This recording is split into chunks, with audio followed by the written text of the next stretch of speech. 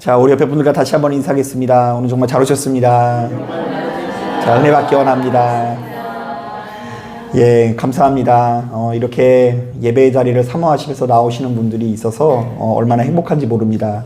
자, 오늘은 특별히 우리 윤주 지사님 얼굴 보니까 너무 반갑지 않아요? 예, 작년에 뵙고 올해 뵀는데 이렇게 무사하게 뵈서 너무 감사하고요. 하나님께서 올 한 해도 이 자리에 참석한 여러분들에게 주께서 허락하시는 평안과 기쁨을 허락해 주시기를 주님의 이름으로 축복합니다. 2025년도를 시작하면서 이 각계 각층의 전문가들이 굉장히 비관적인 전망을 쏟아내고 있습니다. 자, 일단 2025년도에는 이 한국의 경제 전망이 몹시도 어두워질 거라고 이렇게 전망을 하는데요.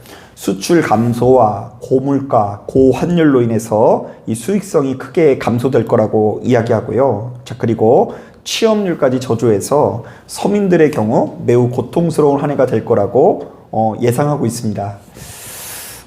제가 이제 목회를 하면서 해마다 이것을 체크를 하는데요. 2024년도를 시작하면서도 어렵다 그랬거든요.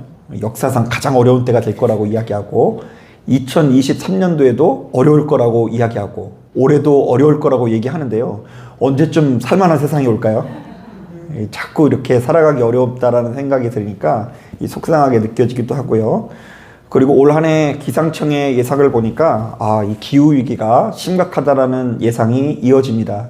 여러분, 올 여름에 제가 예언을 하자면 여러분 엄청 더울 거 알고 계세요? 올 여름에 엄청 더울 거고요. 겨울에는 또 엄청 추울 거래요. 그래서 이제 이 한 해 동안 태풍이 얼마나 강하게 올지 이제는 예측할 수 있는 시대가 지났기 때문에 그냥 지켜보는 수밖에 없다라고 이야기를 하면서 일부 환경학자들은 앞으로 지구의 수명이 약 8년밖에 남지 않았다라는 이 비관적인 전망을 쏟아내고 있습니다. 자, 이들의 말대로라고 한다면 지금 우리가 살아가고 있는 이 세상이 참 고통스러운 때인 것 같다라는 생각이 들기도 하고요. 우리가 살아가기가 정말로 만만하지 않다라는 생각이 들기도 합니다. 자, 저는 목사로서 바로 이런 이야기를 들으면 성도님들을 향한 기도가 저절로 나옵니다. 사실 이전에는 우리 성도님들이 힘들거나 괴로운 거 사실은 머릿속으로는 알지만 이 마음속으로는 그렇게 막 크게 공감하지 못하는 부분도 있었거든요. 그런데 요즘에는 정말로 가슴 절절히 조금 조심스러운 마음이 들어요. 하나님, 우리 박몽수 권사님 함께하여 주셔서 하나님 정말로 그의 형편이 더욱더 나아질 수 있도록 인도해 주시고 만배의 복을 허락하여 주시옵소서. 자기 일들 아니라고 아멘들 이렇게 시원찮으신데 이런 기도가 저절로 나오고요.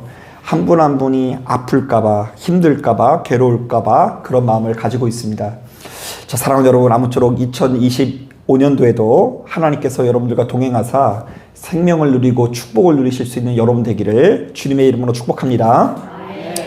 자, 오늘 이 시간에는 그래서 이제 조금 희망적인 말씀을 좀 살펴보려고 하는데요. 자, 오늘 말씀을 보니까 어떤 내용이 나옵니까? 자, 지금 이 예레미야는 바벨론에 의해서 완전히 패망하게 될 이스라엘 백성들이 언젠가 때가 되면 하나님의 은혜로 다시금 회복될 거라고 예언하고 있습니다. 사실 그동안 예레미야서를 묵상해보면 1장부터 30장에 이르기까지 그야말로 아주 무시무시한 예언들을 쏟아내지 않습니까? 자, 그들이 바벨론 제국의 침략을 받아 거룩한 도성 예루살렘은 무너지고 모든 백성들이 노예로 끌려가게 될 거라고 예언합니다. 자, 그러니까 이스라엘의 나라의 근간은 모조리 파괴되고 더 이상의 소망이 보이지 않을 정도로 참혹한 상태에 이르게 된다라는 이야기입니다. 자, 실제로 이 이스라엘 백성들이 망하긴 망했나 봐요. 아주 크게 망했나 봐요. 그래서 8절을 보니까 사방으로 흩어져 있던 이스라엘 백성들이 고국으로 돌아오긴 돌아오지만 별로 그 상태가 좋지 못한 것 같은데요. 자, 우리 다 같이 8절 말씀 같이 한번 읽어보겠습니다. 8절 시작. 보라, 나는 그들을 북쪽 땅에서 인도하며 땅끝에서부터 모으리라. 그들 중에는 맹인과 다리 저는 사람과 잉태하는 여인과 해산하는 여인이 함께 있으며 큰 무리를 이루어 이곳으로 돌아오리라. 자, 말씀 보니까 이스라엘 백성들이 좀 좋은 모습인 것 같아요? 안 좋은 모습인 것 같아요? 예, 죄다 힘없는 약자의 모습을 하고 있지 않습니까? 자, 그것도 한두 사람이 약하고 괴로운 정도가 아니라 큰 무리를 이루어서, 이 약자의 큰 무리를 이루어서 예루살렘으로 돌아왔다고 하는데요. 자, 이것은 이스라엘 백성들이 이제 완전히 끝이 난 것 같은 아주 절망적인 상황 가운데 있다는 것을 우리에게 보여주고 있는 것입니다. 자, 그래서일까요? 그들이 고국에 돌아오긴 돌아오지만 고국 땅에 돌아왔다라고 하면서 기뻐하는 사람은 하나도 없고요. 모조리 다 눈물만 흘리고 있습니다. 왜요? 자신들이 봐도 지금 고국에 돌아오긴 돌아왔지만 이 솔로몬 때의 영광은 찾아볼 수 없고요. 지금 자신들의 모습이 너무나 비참하게 느껴지기 때문입니다. 자, 그런데 그럼에도 불구하고 우리 하나님께서는 지금 눈앞에 보여지는 것이 다 폐허임에도 불구하고 시종일관 밝고 희망찬 어조로 이스라엘 백성들에게 이렇게 말씀하십니다. 너희가 지금은 당장 큰 환난을 당하지만 지나치게 걱정하거나 두려워하지 말라. 자, 그러면서 이들이 바로 이렇게 절망적인 상황 속에서도 소망을 잃지 않고 기뻐해야 되는 이유들을 너무나 세밀한 음성으로 말씀해 주시는데요. 자, 먼저 10절을 보니까 이렇게 말씀하십니다. 목자가 양떼를 지킴같이 내가 너희를 지키리라. 또한 11절을 보니까 하나님께서 이스라엘을 더 강한 민족에게 구원하신다라고 하시는데요. 자, 그런데 그냥 구원하시지 않고 이스라엘 백성들에게 너무나 놀라운 선물을 주신다고 하시는데요. 자, 그것은 무엇일까요? 우리 13절, 14절 말씀 천천히 한번 읽어보겠습니다. 13절, 14절 시작. 그때에 처녀는 춤추며 즐거워하겠고 청년과 노인은 함께 즐거워하리니 내가 그들의 슬픔을 돌려서 즐겁게 하며 그들을 위로하여 그들의 근심으로부터 기쁨을 얻게 할 것임이라. 내가 기름으로 제사장들의 마음을 흡족하게 하며 내 복으로 내 백성을 만족하게 하리라. 여호와의 말씀이니라. 자, 우리는 여기서 기름이라는 말에 동그라미를 쳐야 되는데요.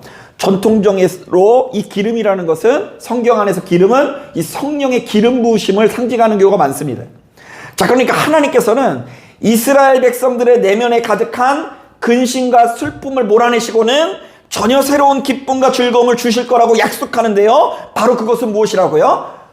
로또 대박이 아니라 성령의 기름 부으심을 의미한다라고 말씀하시는 거예요. 이른바 하나님께서는 환난과 고통 가운데 있는 이스라엘 백성들에게 이전에 누리지 못했었던 더욱 큰 성령의 은혜를 부어주시겠다라고 약속하신 것입니다. 자, 한번 따라해 보겠습니다. 내가 너희에게 성령의 기쁨을 줄 것이다. 한 번 더 따라하겠습니다. 내가 너희에게 성령의 평안을 줄 것이다. 사실 여러분, 예수 믿는 우리들에게는요, 바로 이것이 우리들의 정체성인 거예요. 자, 기쁨과 평안이 어디서부터 온다고요? 성령. 여러분, 사실 세상 사람들은 그저 눈앞에 보여지는 것에만 집중하고 그것에 좌지우지되는 삶을 살아가고 있다고 한다면 예수 믿는 우리들의 심령에는 영혼의 만족 내지는 심령의 만족이라는 영역이 있다는 것을 여러분 기억하시길 바랍니다. 여러분, 실제로 잠언서 4장 23절을 보면 이런 말씀이 있습니다. 모든 지킬 만한 것 중에 더욱 내 마음을 지키라. 생명이 근원이 이에서 남이니라. 자, 조금 더 구체적으로 말하면 세상 사람들은 죽고 사는 문제가 순전히 우리의 눈이나 입에 의해서 결정된다고 해도 과언이 아니거든요. 자, 그러니까 이 세상은 내가 돈이 많아서 늘상 좋은 것을 보거나 좋은 것을 먹는 삶을 가리켜서 생명 있는 삶으로 여기고요. 반대로 좋은 것을 남들처럼 보러 다니지 못한다거나 좋은 것으로 배후를 채우지 못하는 삶을 사망 권세에 사로잡힌 삶으로 여긴다라는 이야기입니다. 자, 하지만 예수 믿는 우리들의 생명은 바로 눈과 귀로부터 비롯되는 것이 아니라 우리의 마음에서부터 비롯되는데요. 이른바 천국과 지옥이 어디서부터 결정되고요? 마음에서 결정되고, 우리의 심령이 무엇에 지배를 받느냐에 따라서 죽고 사는 문제가 결정될 수 있다는 것을 성경은 거듭해서 우리에게 제시하고 있습니다. 여러분, 바로 이런 점에서 창세기 4장을 보면 우리가 반드시 주목해야 되는 말씀이 있는데요. 자, 거기에 보면 하나님께서 아벨이 드리는 제사는 받아주시고 가인이 드리는 제사는 어떻게 했죠? 받아주시지 않으니까 가인이 몹시 화를 내면서 안색이 변했다고 합니다. 어때요? 가인이 화끈하죠? 하나님 앞에 어떻게 했다고요? 안색이 변하면서 화를 냈대요. 자, 그러자 하나님께서 가인의 화를 내시는 장면을 보시고 하시는 말씀이 중요한데요. 이 부분을 여러분 주목해서 한번 들어보세요. 제가 좀 더 쉬운 번역으로 가져왔어요. 너는 왜 그렇게 화가 났느냐? 왜 고개를 떨어뜨리고 있느냐? 네가 잘했다면 왜 얼굴을 쳐들지 못하느냐? 자, 여기서 더 중요해요. 그러나 내가 만일 마음을 잘못 먹었다면 죄가 내 문 앞에 도사리고 앉아 너를 노릴 것이다. 그러므로 너는 그 죄의 굴레를 씌워야 한다. 자, 한번 따라해 보겠습니다. 네가 마음을 잘못 먹었다면 죄가 너의 마음에 도사리고 있을 것이다. 한 번 더 따라하겠습니다. 네가 바른 마음을 품지 못하고 있다면 사단이 그것을 이용하여 너를 상하게 할 것이다. 지금 예배드리는 여러분들의 마음은 어떠세요? 지금 마음이 바른 마음으로 오셨어요? 아니면 좀 불량한 마음으로 오셨어요? 아우, 아멘. 솔직히 한번 잘 더 냉정하게 생각해 보세요. 교회 왔다고 해서 바른 마음이 아니에요. 지금 뭔가 분노가 있거나 탐심이 있거나 음란한 마음이 있으면요, 지금 예배드린 것 같더라도 뭐가 도사리고 있다고요? 죄가 도사리고 있고 원수 마귀가 그것을 이용해서 여러분들을 상하게 할 수도 있다라는 것을 기억해야 돼요. 천국과 지옥이 어디 있다? 마음에 있다. 자, 이른바 예수 믿는 우리들이 늘상 깨어서 바른 마음을 갖지 못하면 바로 그것이 올무가 되어 우리의 인생에 큰 고통이 찾아올 수 있는데요. 가만히 보면 원수 마귀는 바로 그러한 틈을 절대로 놓치지 않습니다.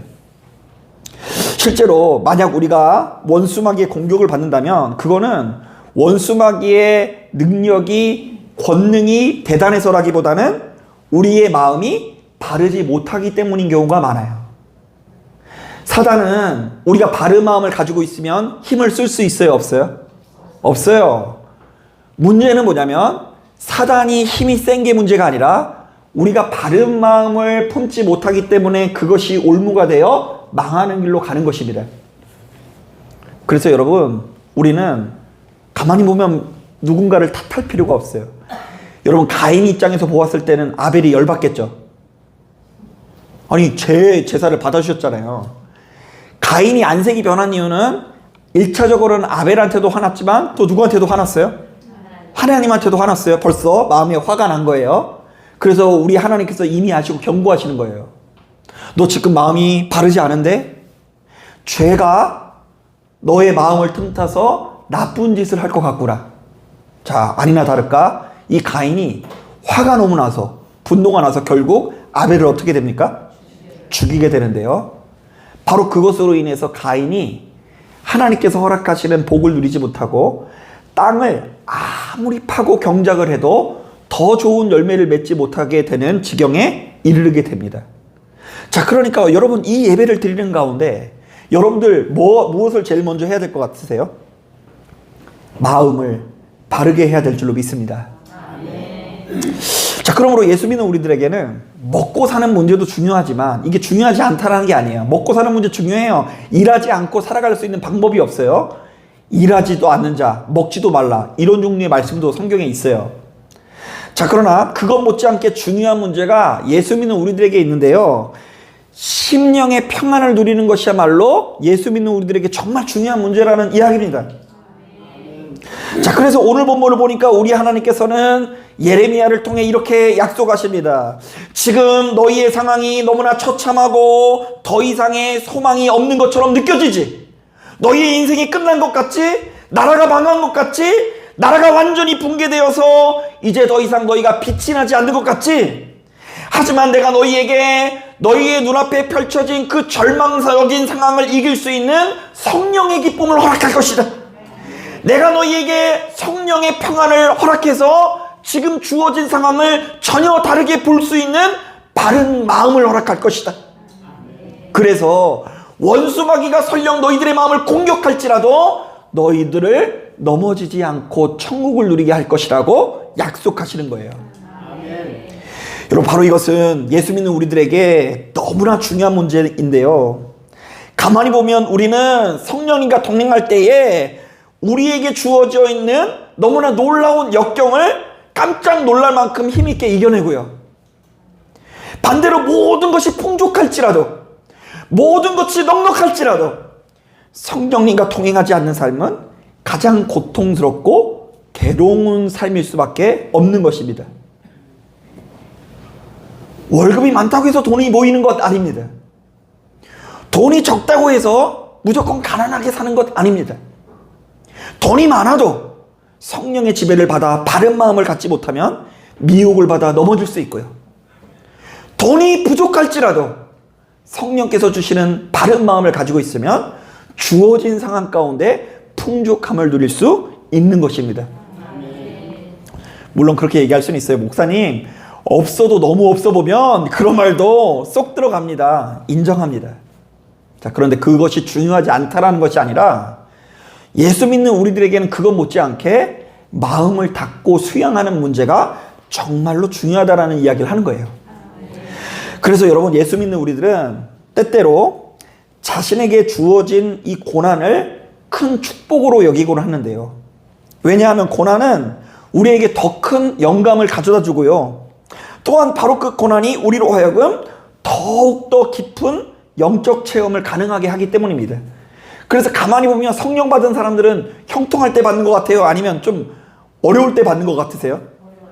예, 그래서 제가 실제로 목회하면서 어떤 얘기를 들었냐면, 목사님, 저는 제가 지금 예수 믿는 것에 80%는 남편 공로예요, 이러더라고요. 이 말이 어떤 의미인 줄 아세요? 어디서부터 고난이 왔다는 얘기예요? 남편으로부터 고난이 오고, 자녀, 아들, 딸로부터 고난받는 사람들이 어디 가서 하소연할 데 없으니까 누구한테 왔어요? 예, 하나님한테 와가지고 하나님과 밤새 씨름하면서, 야곱이 그냥 그 형 에서를 에서를 만나기 전에 두려워가지고 그 하나님의 사자와 씨름하듯이 하나님 죽여주시옵소서, 살려주시옵소서 이러는 가운데 성령 받는 믿음의 경험을 하시는 분들을 제가 너무나 많이 봤어요. 자, 그래서 여러분, 이런 점에서 되게 공감이 가는 말씀이 있는데요. 시편 119편에 보면 세상 사람들이 도무지 이해하기 어려운 말씀이 있는데요. 여러분들은 이해가 가나 들어보세요. 고난당하기 전에는 내가 그릇 행하였더니 이제는 주의 말씀을 지키나이다. 고난당하는 것이 내게 유익이라. 이로 말미암아 내가 주의 율례들을 배우게 되었나이다. 공감이 가세요, 안 가세요? 공감 가지 않아요?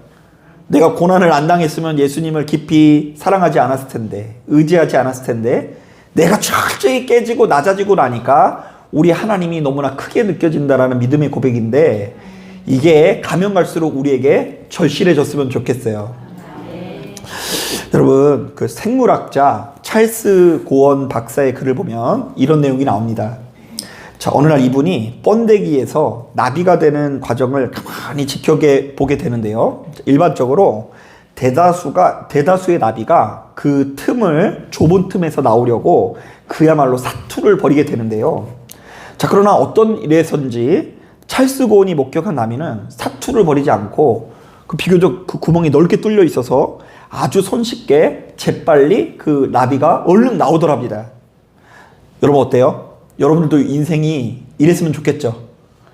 원래 이 누에꼬치에서 나오려면은 낑겨가지고 막 힘을 해가지고 그냥 사력을 다해서 나와야 되는데, 이 나비가 아무런 어려움 없이 쏙 하고 나왔다고 한다면 여러분, 이거 형통한 것 같죠? 자, 그런데 안타깝게도 바로 이 나비는 바로 그 일로 인해서 날아다닐 수가 없었대요. 왜냐하면 번데기 안에 나비는 작은 구멍을 통과할 때 몸에서 특유의 액체가 나와 날개로 흘러들어갈 때 그 액체의 영향으로 날 수 있는 힘이 이 날개에 생기게 되는데, 그런데 이 손쉽게 나온 나비는 그 액체가 들어가기도 전에 나와버려가지고 이 날개에 힘을 얻지 못하고 땅으로 기어댕기는 개미 형상으로 이렇게 살아가야 된다라는 것입니다. 여러분 가만히 보면 우리의 인생의 여정에도 반드시 감수해야 되는 고난들이 있습니다. 예를 들면요, 어린아이가 넘어지지 않고 걸음마를 배울 수 없고요, 그 어떤 노력도 하지 않고 구구단이나 덧셈 뺄셈을 깨우칠 수 없습니다. 그리고 이제 부모가 된다는 것도 역시 자녀를 키우는 과정 가운데 얼마나 많은 고통과 희생이 동반되는지 모릅니다. 저는 오늘 말씀 준비하다가 과거에 생각나는 기억들이 참 많았는데요, 저희는 특별히 우리 수빈이를 키우면서 마음을 졸일 때가 얼마나 많았는지 몰라요. 한 번은 놀이터에서 놀다가 갑자기 아빠 코가 막힌 것 같아 이래서 봤더니요, 그 조그만할 때는 코가 되게 조그만하잖아요. 그 운동장에 돌아다니는 비비탄을 코에 넣어가지고 안 빠진다는 거예요. 그러더니 뺀다고 이렇게 하다가 더 깊이 들어갔어요. 그래가지고 야 수빈아 잘 봐봐, 한쪽을 맞고 흥 해 이랬더니 하나 둘 셋 하면 흥 하는 거야. 이랬더니 하나 둘 더 깊이 들어가지고 이걸 가지고 병원으로 이렇게 가가지고 밤중에 그냥 종합병원으로 들어가려고 했는데 갑자기 손에다가 비비탄을 보여주면서 아빠 나왔어 이러더라고요. 그래가지고 다시 병원으로 가기도 하기 전에 이렇게 돌아왔던 기억이 나는데요. 야, 그 모든 이 과정들이 사실은 부모가 될 때 이 동반되는 과정이라는 생각이 드는데요. 그 첫 번째 관문으로 저희 이제 태성이가 오늘 그 초등학교를 졸업을 했어요. 근데 감동이더라고요, 이게. 근데 이제 요즘 그 초등학교 졸업식은 옛날에는 막 좀 훌쩍거리기도 하고 빛나는 졸업장은 막 이러잖아요. 그죠? 그런데 요즘은 그런 게 없더라고요.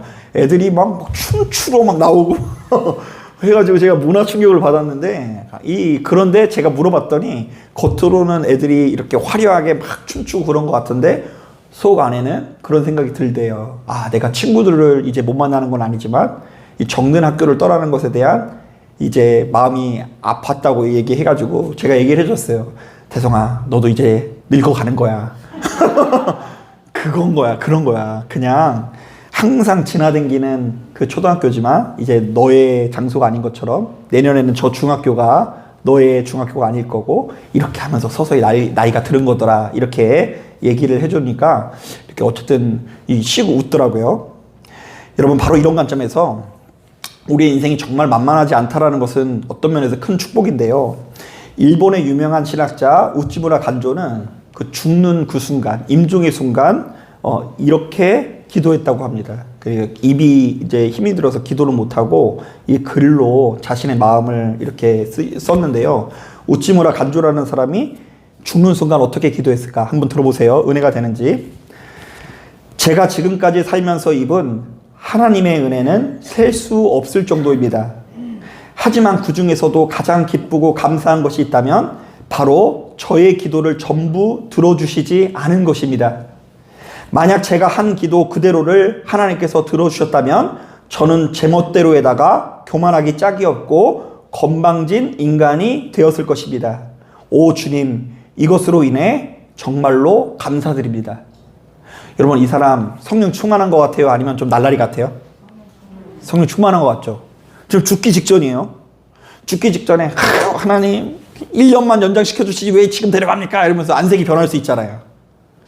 하나님 그동안 왜 내 기도를 응답을 안 해주십니까? 이런저런 이 불평이 터져나올 수 있어요. 그런데 바른 마음을 가지니까, 성령께서 인도하는 바른 마음을 가지니까 그 임종의 순간 나의 기도를 전부 들어주시지 않음에 감사합니다. 여러분, 하나님께서 여러분들의 기도를 전부 안 들어주신 게 다인 것 같죠? 다 들어주셨으면 여기 있었을 것 같으세요? 여러분, 하나님이 여러분들 기도 다 들어주셨으면 지금 뭐하고 계실 것 같으세요? 더 하나님께 영광 돌릴 것 같아요? 아니면 어디 쏟아낼 것 같지 않으세요? 예, 여러분들도 하나님께서 기도를 다 안 들어주신 것이 다행일 수 있어요. 사랑하는 여러분, 새해를 시작하는 저와 여러분들의 심령에 바로 이러한 신앙의 고백이 가득하길 바랍니다. 어쩌면 예수 믿는 우리들에게도 올 한 해가 참 만만하지 않을 수 있다는 생각이 듭니다. 갈수록 먹고 사는 것이 어려워지고 날씨는 짓구적하고, 그래서 요즘에 과수원 사업하시는 분들 지금 난리예요. 뭐 전통적으로 사과나무 키우던 데가 사과가 안 열리고 맛이 없고 자꾸 뭐 이상해져가지고 힘들어하더라고요. 그리고 결정적으로 제가 늘상 설교하는 주제이기도 한데 우리의 몸과 마음은 작년보다 더 약해질 수 있거든요. 이런 가운데 여러 가지 혼란과 고난이 끝없이 이어질 수 있고요. 우리 마음이 상하게 될 수 있어요. 그리고 무엇보다 2025년도에도 대적들이 찾아와 여러분들의 얼굴을 상하게 할 수 있습니다. 안색이 변하여 화가 가득해서 여러분들이 속상한 마음이 찾아올 수 있어요. 때로는 채은 목사도 여러분들의 마음을 상할 수 있다 없다? 없다고 해주세요. 목사님이 상하게 하면 큰일 나요. 이제 그날 이제 그 설교도 못 듣고 이제 교회 생활 이제 하기 힘들어지는 거예요. 이제 될 수 있으면 목사님이 여러분들의 마음을 상하는 일은 없었으면 좋겠는데 목사님이 아니더라도 여러분 주변에 여러분들의 마음을 상하게 할 사람 천지빽가리입니다. 여러분들의 마음을 상하게 할 수 있는 사람 너무나 많이 있어요.